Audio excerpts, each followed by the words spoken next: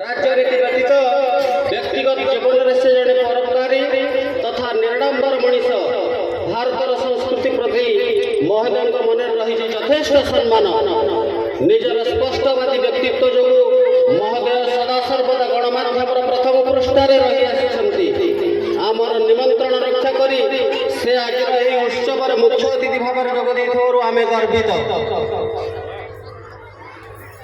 यही उत्सवर सभापति होउछन्ति आम परिचालन समितिर सभापति माननीय श्रीयुक्त जयनारायण दास महोदय।